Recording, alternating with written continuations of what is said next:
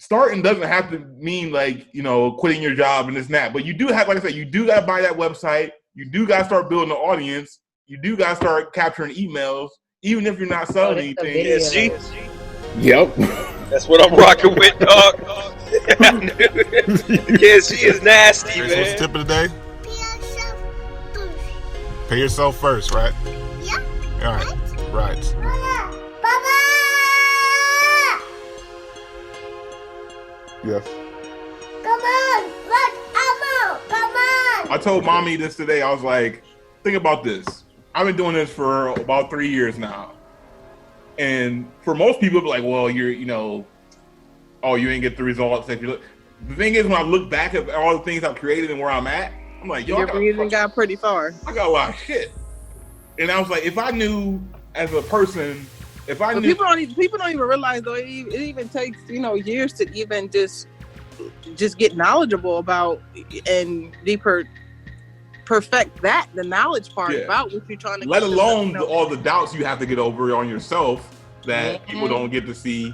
People don't even get that part of it though. They But I was like, if I said, mommy, look, if you knew it took 3 years to build something that's going to give you an income for the rest of your life, if you knew it was going to take 3 years, regardless of struggle, pain, if you knew it was going to take 3 years of consistent work to get the results you really want out of your life, why would I wait till tomorrow? If I know it's going to take 3 years, no matter when I start, why would I wait to start? And that's where I was at. Like, if I know it's going to take time, I knew it was going to take time. But the result at the end of the day is going to be so much greater than what anybody can imagine. But it's like, why do people, if you wait to start to put in the work, that's longer you have to wait for the reward. So that's what, like, people that don't want to take action, like, starting doesn't have to mean like, quitting your job and this and that. But you do have, like I said, you do got to buy that website. You do got to start building an audience. You do got to start capturing emails, even if you're not selling anything. Video. You do have to start creating content. He was talking about how people. He's talking about when Russell Brunson was talking about when he launched his podcast. This is the last thing I'm reading to y'all. Then I'm really letting y'all go because I can go all day.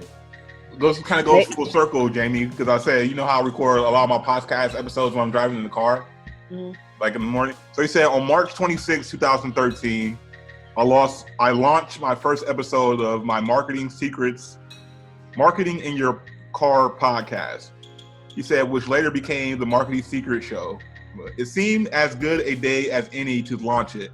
Outside the fact that in the prior few months, I had almost bankrupted my company, fired about 100 employees, found out that I owed the IRS over $250,000, which if I didn't pay soon would mean even more fines and possible jail time.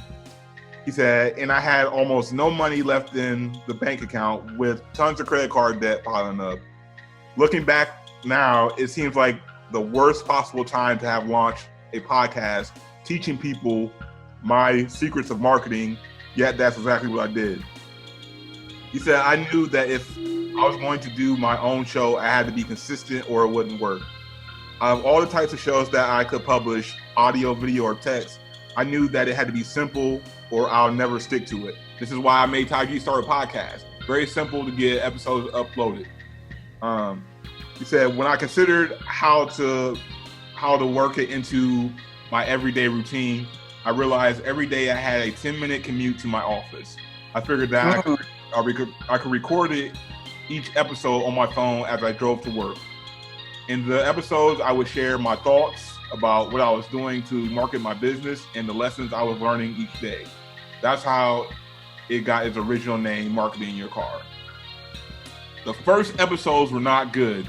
In fact, years later, my friend Steven Larson, told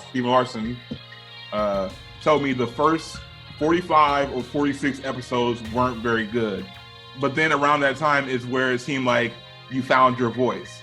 He said, and they started getting better and better after that. He said, the good news for me and also for you is during your first episodes, the ones where you are the worst, no one is listening yet. So you put out this content. Nobody's paying attention. Like you don't have to worry about it being. Just be bad at it. Like just have it done. This is why I say do it. If I hadn't done the first 45 episodes, I never would have gotten to episode 46 where I started to hit my stride. That's why it's so essential to start publishing your show now, even when you're not good at it. And that's the thing. He said then people go back and they see the growth. Like, man, I remember the first episode. Now because I even do that with people's YouTube channels. I'll be like, man, I go back to like their first video, and then I'll see like their video now. I'm like, oh, they went up. That dude Markel Russell, man, go watch one of his first YouTube videos. But he did it though. I was like, yo, this is why he's one of my favorite entrepreneurs, because you see the growth of where they started, and I didn't realize I'm at that part. I'm like, yo, yeah, my first videos are and that's where I see it too. And that's why, and I see the potential. Like I see. Because I'm not looking at now or focusing on. I already see the vision that you're trying to create, and so I'm already looking at the future. So that's what really gets me excited, is because I know where this is going to go. Because I realize what I've built for today, what I have today, was probably built 6 years ago. You know what I mean?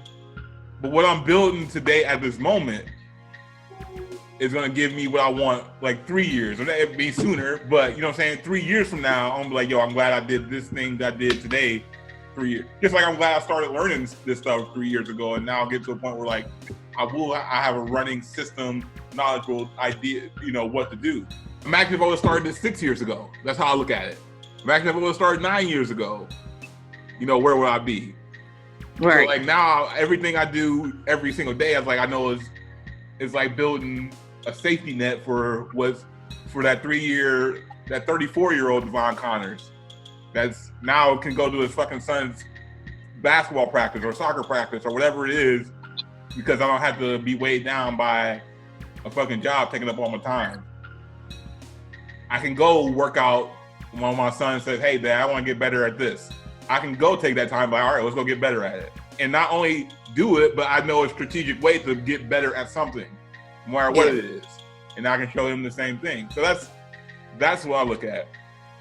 I mean, in every single successful entrepreneur, like Russell Brunson, the Billy Jean, they all struggled in the beginning. Like, there's not one single entrepreneur I know that just like, yo, I got it right in the first try.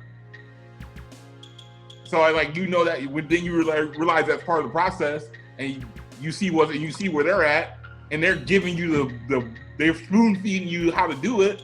Yeah. You're like, I'm gonna have no doubt about what I'm doing. Why would I ever doubt myself ever again? I got every single resources available to me. Like, how can I fail? I'll just keep failing until I get it right. Keep doing it until you get it right. Mm-hmm. And now it's at the point where it's like, yo, I'm just making content. That's it. Get this to the point where I want to get, I'm going that Gary Vee shit. I'm probably going to hire a professional videographer to at least follow me for like a few hours. Mm-hmm. And where I'm in my environment, where I'm working, or where they're like we have like office or something, and I'm just talking or we planning it out. Have that motherfucker recording, and hey, because I know I just drop bars on the regular now. Not trying to hype myself up like I'm this guy, but it ain't got nothing to do with hype though. It's just it's just who you are now. It's when people talk like that. Hype that shit. It's when you when you get around other people that are on that same shit that you on, it gives you energy too. That's why I even like being around Tremaine so much. Like he's pure energy, pure, and like when I just love it. Cause like when I say something about idea, when I say a number, and when I say like $1 million, $2 million, that's a dude who sees the exact same shit I see. Like, yep. Like you talk to someone of your friends or something, talking about making $1 million business, they're kind of like, man, is that even possible? Like, man, I ain't got time for that. I ain't got time for this. Is it possible or doubts? I want to be around some people like, yeah, I know it's possible because they studying the same shit I'm studying. Mm-hmm. They figuring out the same shit I'm figuring out. They taking the same actions I'm taking. Steve Jobs said it. He was like, once you discover one simple fact, and that is everything around you that you call life was made up by people that were no smarter than you. And you can change it. You can influence it. You can build your own things that other people can use. And the minute that you understand that you can poke life and actually something will, if you push in, something will pop out the other side, that you can change it, you can mold it, that's maybe the most important thing, is to shake off this erroneous notion that life is there and you're just going to live in it, versus embrace it, change it, improve it, make your mark upon it. I think that's very important. And however you learn that, once you learn it, you'll want to change life and make it better, because it's kind of messed up in a lot of ways. Once you learn that, you'll never be the same again. You realize you can bring the idea to life, if you put the pieces in the right place. And that's where I'm at. I know if I do this, the outcome could possibly be this. And once you know that, you can't just go back and be like settling with the way things were before, because you know too much, and then it'll eat you up more knowing what you know, and then trying to go on and giving back. Like, I don't care how long it takes me to be a quote unquote successful entrepreneur. I will never stop trying, because I can't just go back to working a regular job, because it just does. When I know there's opportunity and stuff built the right way can provide me the freedom that I want, provide the lasting, to provide generational wealth for my family. But but as long as you got those people surrounded, around you anyway, the same type of people with the same type of mindset, I don't even think those people will even let you even.